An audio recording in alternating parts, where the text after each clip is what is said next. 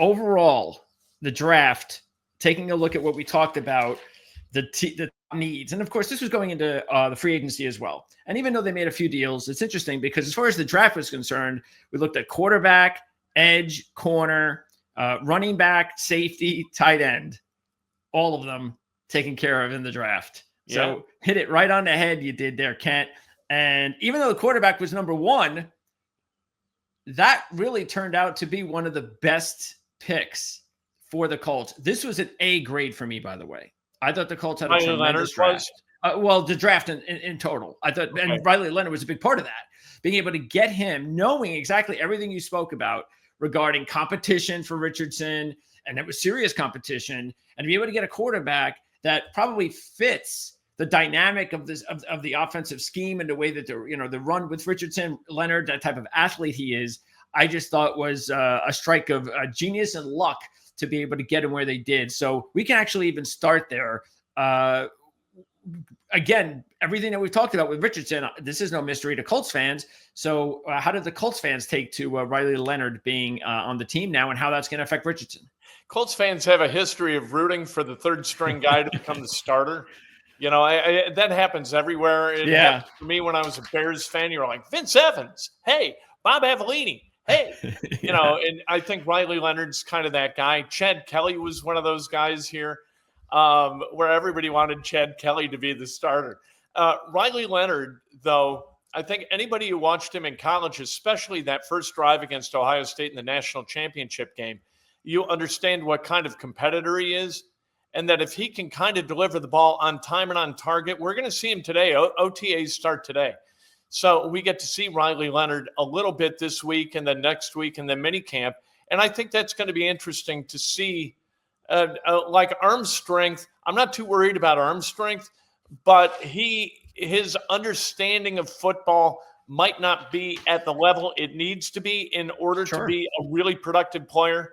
And so I want to see evidence that during the offseason, Steichen and Jim Bob Cooter and Cam Turner have been working with him and trying to advance his understanding of kind of, the calculus of NFL schematics. But I think really good. The more competitors you can go get in the 6th round and in 7th round, 5th round, the better. And I don't think there's any question about Riley Leonard and his ability to compete. And that's actually been one of Ballard's strengths, as we know, and that's being able to draft and acquire contributors later in the draft. And by the way, Leonard, even though it's interesting, even though he had more college experience than Richardson, he's a few years younger than Richardson. He's not really an old player, Leonard. Right. You would have thought that he would have been a little bit older with all the experience he had, but he's at a good age. I know. I guess he's going to turn 23 in September. But we didn't really talk about Daniel Jones, so maybe this is a good time to do that as well. So, because he's obviously a lot more ahead of the game than Leonard, so that's really the guy that is going to put Richardson on notice more than Leonard early on in the process. So, what about Daniel Jones and whether or not you think he has a legitimate chance to start? He has a legitimate chance, and he was asked about that. Shane Steichen was, and the acquisition of Jones, and what is going to be the key priority for Shane in terms of evaluating these guys and deciding who should start. And he said, and he sort of meanders through his answers and really doesn't say much too often. He's a bit of a politician in that way, but with this answer, he just said consistency. I need to see consistency. And I think that was a shot across Anthony Richardson's bow. Because the one thing, Anthony Richardson, when you watch him practice or you watch him play, there are moments when you're like, holy hell, like nobody can do what we just saw this guy do. But then the next play he's going to throw it to the other guys, or he's just going to miss the read entirely. And then you've got a guy like Daniel Jones, who's a little bit erratic, moves kind of well. He's sort of like what Anthony Richardson does as far as movement, but a little bit less so. And so he's able to be a mobile quarterback. And in that way, I think that no matter who gets a starting job, and I think it's going to be Richardson out the gate, I think he's going to be the week 1 starter. you're going to have a guy who can come in and run that same offense. And the Colts didn't have that last year. Joe Flacco cannot move at the level that Anthony Richardson or Daniel Jones can. Yeah. And so those guys are similar enough that I think you're going to be able to run a lot of the same packages. And that's going to be helpful as they kind of move through this season, because I think both those guys at some point or another are going to wind up starting. Jones has a pretty complicated injury history, as does Anthony Richardson. And so expecting either of those guys to be able to maintain their health for an entire season, that might be a little bit optimistic. I mean, just looking at the depth chart here at the quarterback position, where the Colts depth chart has been the last few years, I think the fans should be really excited about the depth. Now, again, whether any of these guys can turn out to be the man, that there's no guarantee there, but it's exciting enough. And again, like you said, I think it shows that they're doing something a little bit more, I guess, I don't know, correctly. Like you said, Flacco being the backup really didn't make any sense, considering he had no identity towards Richardson's game, but these guys do. So I think it makes a lot of sense, and I think this is it's going to be fun to follow. Okay, Tyler Warren. Yeah. When we were talking about the draft a couple months ago, and we were going over the possibilities of who to pick and all that, and we kind of laughed about, well, what just imagine if Tyler Warren were available, how quickly the Colts would be excited and to be up there, giving him the card, and that's how quickly they'd be able to grab this kid, because how on earth would Tyler Warren be available for the Colts? But hey, it could happen. And just the fact that it did had to be just an amazing situation for the fans. I just can't imagine the tension about as Warren's remained on the board and they got closer to the Colts pick. That just must have been a lot of fun. It was a lot of fun. And you thought the thing that I was worried about, even as you were waiting for the 13th pick to be announced, is that somebody was going to trade up to 13 and steal him before the Colts could get him at 14. But that they got him, and that the Bears, I don't think the Bears did a bad job in taking Colston Loveland. He might fit what they're going to do, maybe in their eyes, a little bit better. Yes. But Tyler Warren is exactly the right guy for the Colts, and that he lasted to be 14th and really be that tight end that is like the Colts for the last few years. They've had like a one tight end with four heads. Yeah. You know, and they had the blocking guy, they had the hands guy, they had the yak guy. They got lots of guys playing tight end, and they all played relatively equally. Now you got your guy. Yep. And because you've got a guy who can block, he can catch, he can run after the catch, he understands football at a high level, he has great athleticism, he has prototypical size.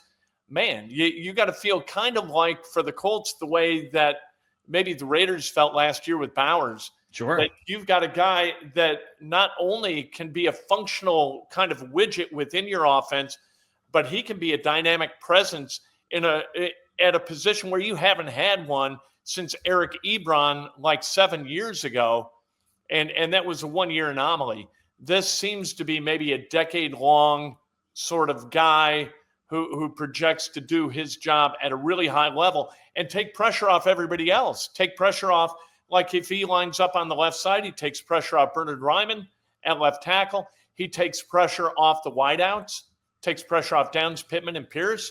Mitchell, maybe, takes pressure off Richardson, where Richardson he can make two reads and then check down to Warren in a way that he didn't feel comfortable with Mo Ali Cox or Kylan Granson or any of those guys. I think this is outstanding and really kind of elevates that offense to a different level potentially.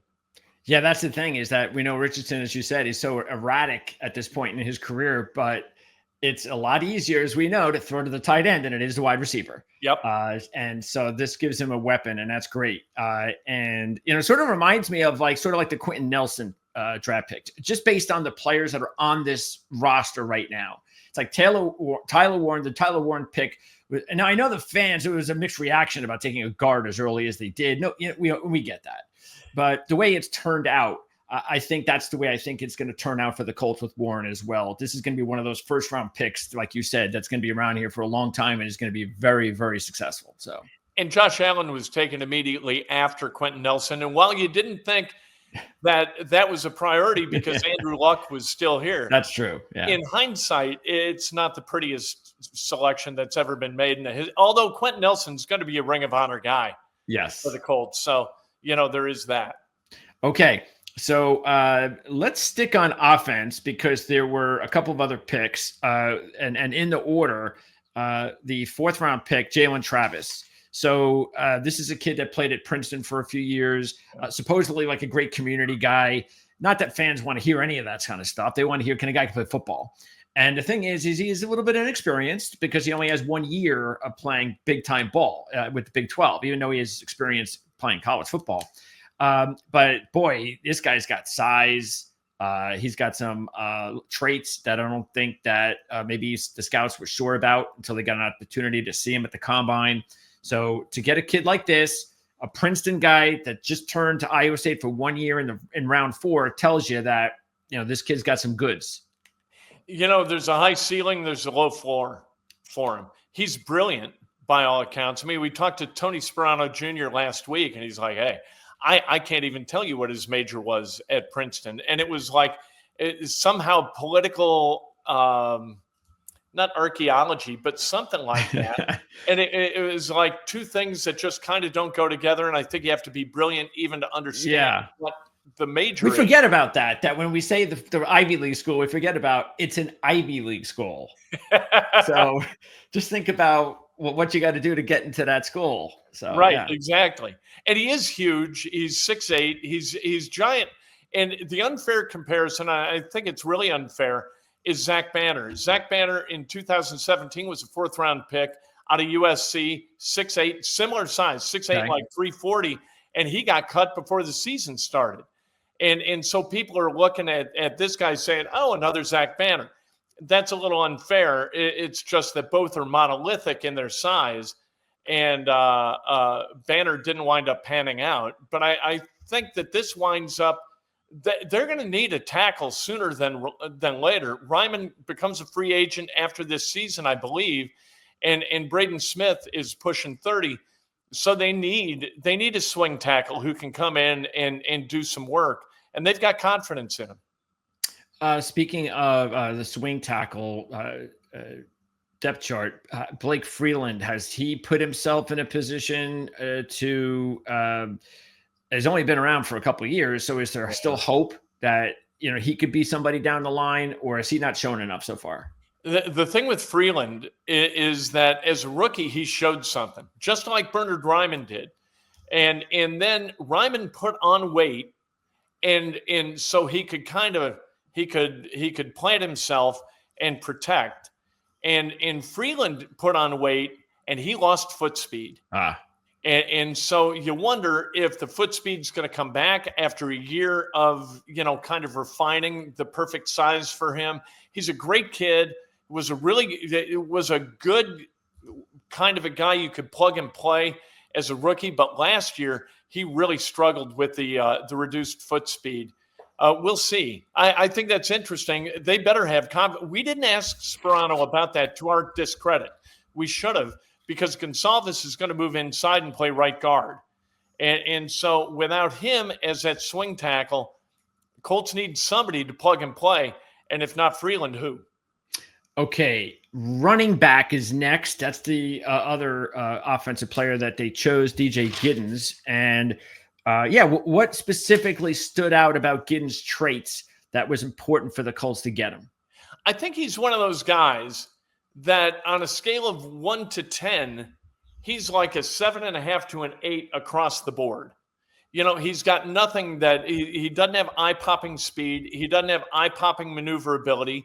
He's not an eye-popping kind of pass protector when he has to be. He's not an eye-popping receiver, but he does all of them relatively well. And Ballard's had success with a guy like this before, in Marlon Mack, who he drafted and did really good work for the Colts. I like Giddens a lot.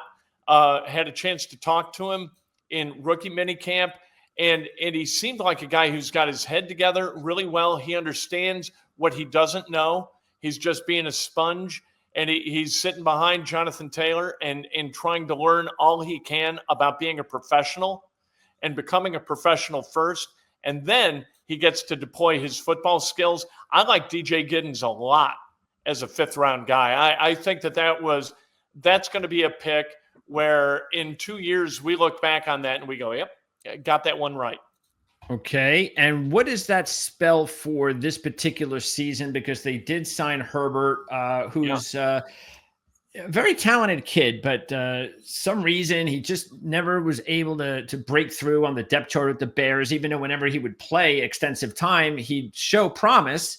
And then he goes to the Bengals, and it just never really worked out there late last season. So now the Colts grab him. Maybe now with training camp behind him and the opportunity there, do you think Herbert still has? Is this like a really good shot? And maybe Herbert's one of his last chances to actually be a solid contributor for an NFL team. The Colts like going 3 deep at running back, and so with Herbert and Giddens, I think that you've upgraded both. Where Goodson and Sermon were in those roles in the last couple of previous years. I think those guys are going to be better in pass protection. I think they're going to be better receivers, and I think they're going to be more functional as backs because Jonathan Taylor's a one-trick pony. Jonathan Taylor runs really, really well with the football. He's not a great receiver, and he's not a good blocker. And so you need a guy or guys who can do the blocking, can do the receiving, and be a threat on the ground running the football late in games, because late in games you need somebody who can do all three.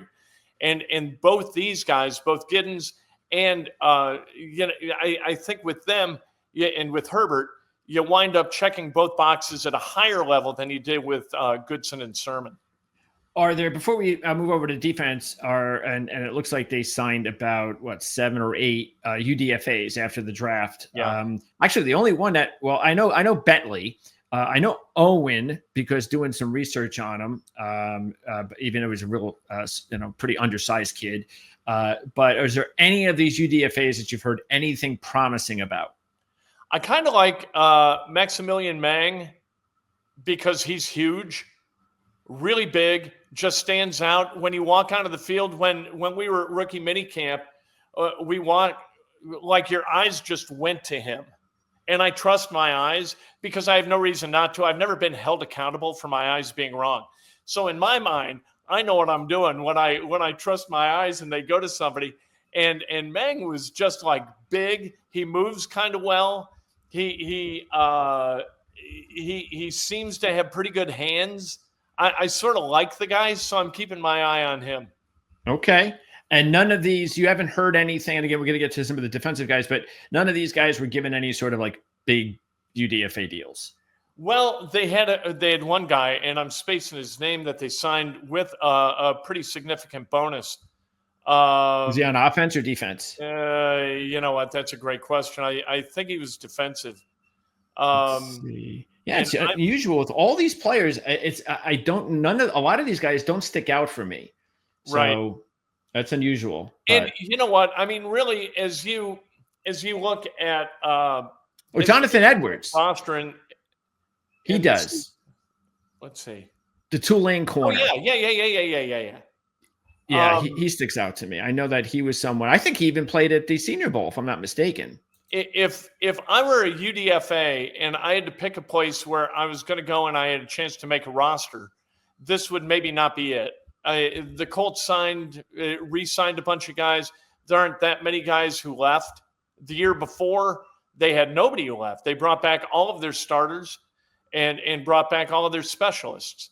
And so, as you look at the Colts, I think the mediocrity in their continuity is sort of a presence always. Yeah. And even though the Colts do tend to keep one UDFA a year or so, this is not the place I would have targeted if I were the agent for one. I'd counsel people not to sign, or would have this past off season, not to sign with the Colts.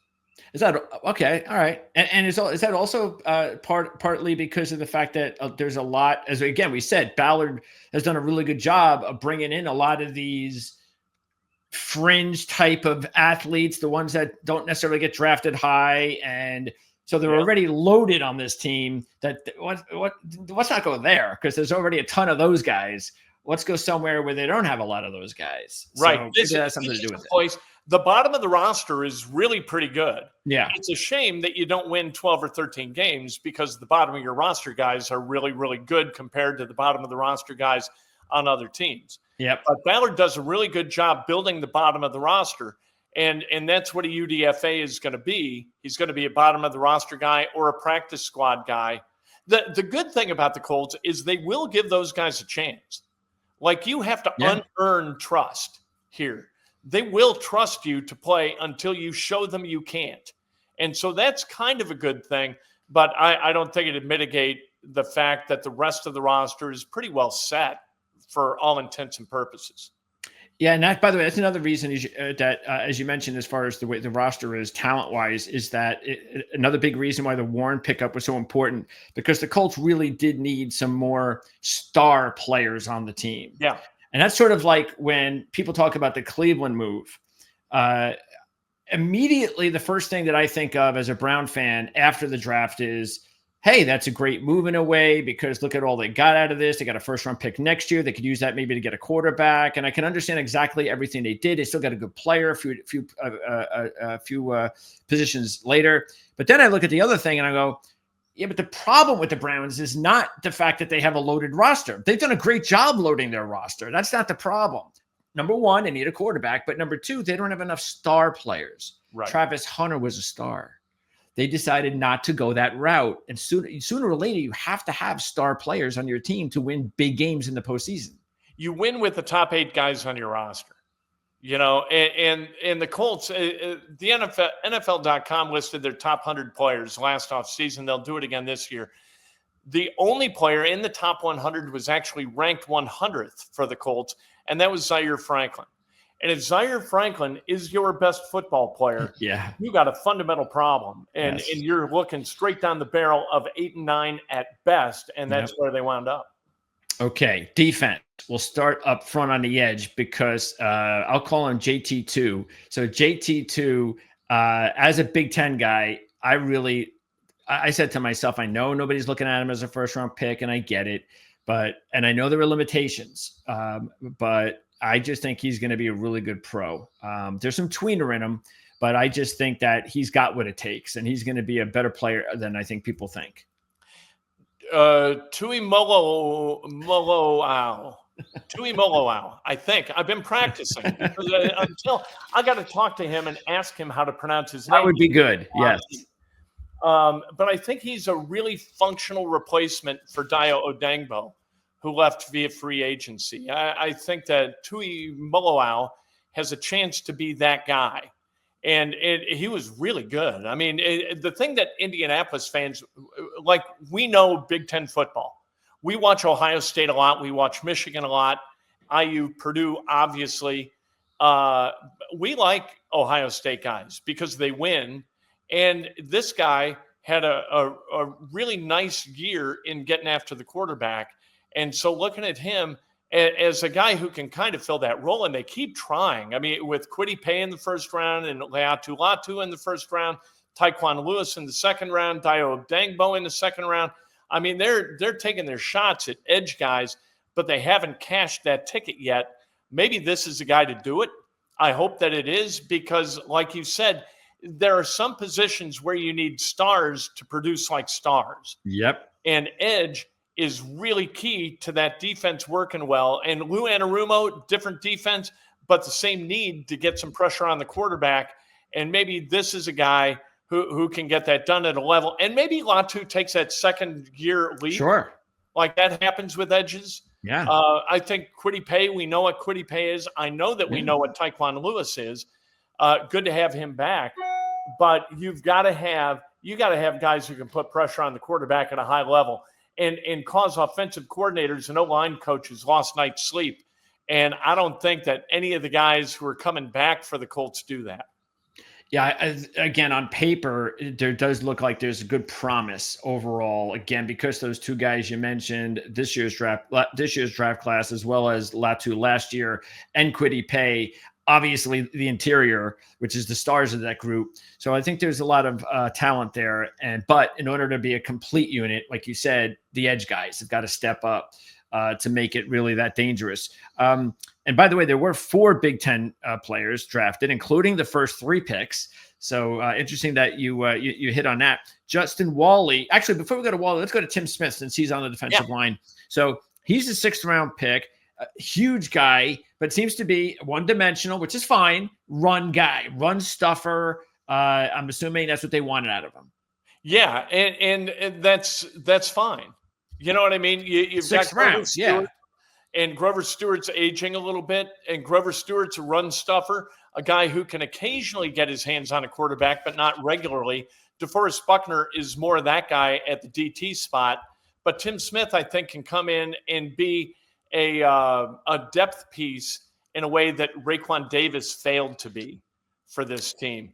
And, like they've had guys the last couple of years, they like rotating their defense. They like going 2 deep, if not 3 deep at defensive tackle and defensive end. And the guys that they've had, like Taven Bryant was not that guy. No.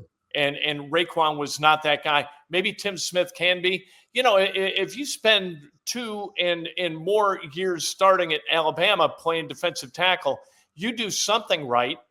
And I think that Tim Smith is one of those guys who's going to come in and with work ethic and some ability. He ain't going to be, Aaron Donald, but he can come in, play defensive tackle, and be a guy who's not going to get you beat, who's not going to get knocked off the ball, and all of a sudden you're giving up 25 yards to a running back. I don't think he's that guy. Can the Northwestern kid take another step? Again, I'll leave the pronunciation up to you. It is, what is it? Atamawa Adebore. Adebore, I believe that's it, yes. And so, great kid. And what they like about him is his speed. But at that position, you're going to be fast enough to almost make tackles. Ball carriers are always going to be faster than a defensive tackle. And while this is a really smart guy, and he has the highlight tape that you watch of him from Northwestern, he almost makes a bunch of plays. You know what I mean? It's like if you watched Latu's highlight tape at UCLA, he's making a bunch of plays. Yeah. Big difference. He is almost making the plays from a defensive tackle position because he's really, really fast compared to other defensive tackles, but not fast compared to tight ends and running backs and quarterbacks. So he's sort of that guy. He's fun to watch because he almost gets there. Yeah, it says it right here. It doesn't always finish. But he was a 1st or 2nd round prospect by our lads, which is when we talked about it a couple of years ago, thought that this was a good bargain pick. Yeah. But hey, every guy develops differently. It's only been a couple of years now, so he still has time.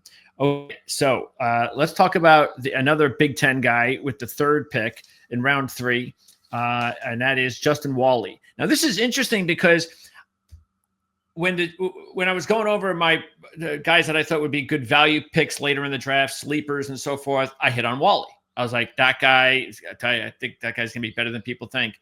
I just didn't think he was going to go in the 3rd round. Yeah. And so, but again, when it's all said and done, and you take a look at all the draft picks, I don't get into that as long as I think they've had a really good draft with other good players. And that's exactly what I thought about the Colts draft, which is why I'm, even though I thought the draft pick was a little high, it doesn't matter. He's on the team. That's really the main thing. And I think they got a good kid. If they wind up being able to play, whether he's a 3rd rounder or a 5th rounder is kind of beside the point. I agree with you. He is a kid, according to Lou Anarumo and the defensive guys, he's a kid who likes sticking his nose places where it doesn't always need to go. Yes. He's making tackles that cornerbacks don't always make. Mm-hmm. That is a really good thing, and that really attracted Anarumo. Maybe they feel like with Mooney Ward, they got a guy who can cover at an elite level and take away the A receiver. And then you put Wally and Wally, tell you the truth, is a guy that I always I think about Jalen Jones and I think about Juju Brents and haven't really given a lot of thought to Wally because I haven't seen him play in a Colts uniform yet. But maybe he's that guy. Like if you go nickel, maybe you could go nickel with 4 corners and 2 safeties and see how that looks for you, and add kind of Wally as that sort of dual nickel guy along with Kenny Moore, and see how that looks for you, and get run support from Wally and get reasonable coverage out of Wally. He's got good ball skills. So, not elite level speed, but, I think I don't think it was a value pick at 3, but I think it's going to wind up being a pick that you look at and you say, okay, you know what? He did some good stuff for us. Yeah, a little bit undersized, but that's where the potential nickel job comes in. And also, like you said, it's a nice combination of experience. He tackles well, like you said, gets his hand in the dirty areas, can be productive. 7 interceptions, I believe, in his career, over 30 pass breakups, something like that. And again, that's what I saw. And that's why I was like, hey, I saw that combination and saw Big Ten games. And I figured, because 6th round, 7th round, which what I was hearing was possible. I was like, come on, this is going to be a good value pick. So obviously the Colts thought he was going to be one of those good players too, and didn't want to lose him. And it gives you depth beyond Kenny Moore. And Kenny Moore is getting a little bit older. And it bears mention that Kenny was an undrafted free agent too when he signed with the Patriots, and then gets cut, and the Colts pick him up and got great value with him. I mean, he's a borderline Pro Bowl guy at nickel. And so you bring in a guy like Wally in case something, because they really didn't have any depth at that position. And so Wally does provide depth, like you said. So do you think, because right here on this depth chart, we have it, Tucker has him as a backup outside guy. Do you believe he should be the number 1 backup nickel? Yeah. Okay. And I think he will be. And that, again, you're 5'10". And that, like with what they have had with Gus, and prior to that, Eberflus, they always drafted tall, lanky, slow corners. Like, Juju Brents is a great example of that. He's tall, he's long, and he's slow. And comparatively, he's like, what was he, a 4.53 guy in the 40, 4.54. And so that was kind of the prototype for the Colts. And this is not that. And so you look at that and you don't know whether it's Anarumo or whether it's Ballard looking for a prototype nickel instead of breaking the mold for an outside. And what do you think about the other signings in general? You mentioned Bynum already, but there's Bynum, there's Ward. Ballantyne, is he going to be more of a special teams guy? Yeah, he is. Okay. And so what do you think about adding both Bynum and Ward? I think it's great because they needed to upgrade that secondary. And football is so complimentary. If you don't have a very good secondary, you're not going to have a great pass rush because guys can't cover for 3 seconds, and you need 3 seconds of coverage in order to allow the defensive end guys to get home. And so I think going out and getting a guy like Bynum and getting a guy like Mooney Ward, who had a bad year last year for the 49ers, I think due to some circumstances that are understandable, you've upgraded over whoever the opposite corner was, whether it was Dallas Flowers or whoever played over at that corner opposite Jalen Jones. And then you've upgraded over Julian Blackmon as well, who remains a free agent for a reason. He's got a shoulder injury. He tried at the end of the season. I don't blame him for this. He's an elite level athlete, but he just couldn't stick his head in there and risk getting his shoulder popped again. Yeah. And so he couldn't tackle, although he tried. You just can't. I don't think you can win with a free safety like that. Okay, now we'll go to the final player, and that is a player that I guess normally we might have said, well, we're talking about DBs, so he should be in that discussion, and he should. But this is not a surprise that the Colts view him as a safety, as a linebacker, because of how big he was and how productive and a much better player he was in the box. So I really love this pick. Again, this is why I have an A for the Colts, to get him in the 7th round with his skills. It could play a variety of roles, but especially I just like the fact that they've already zeroed in on a position for him a little bit closer to the line of scrimmage. And there's a lot to like about him. Well, you know what? He plays real hard. He is a special teams ace. And the Colts lost Grant Stewart at that position, kind of a backup linebacker, and then a special teams guy who can really make plays and change field position with his ability to tackle and his ability to pop the ball loose. And I think Woller's one of those guys. You talk to people with the Wisconsin program, and they swear by him. And that's the perfect 7th-round pick for Ballard. Ballard's done very good work in the 7th round. Oh, yeah. Will Fries was a 7th-rounder. Zaire Franklin was a 7th-rounder. They've had 7th-rounders over the years who wound up being very, very good football players.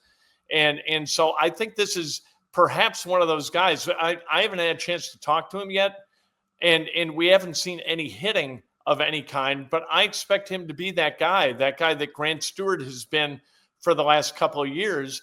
Good locker room guy, smart guy, and somebody who's really going to lay the wood to either ball carriers for an opposing offense or on special teams.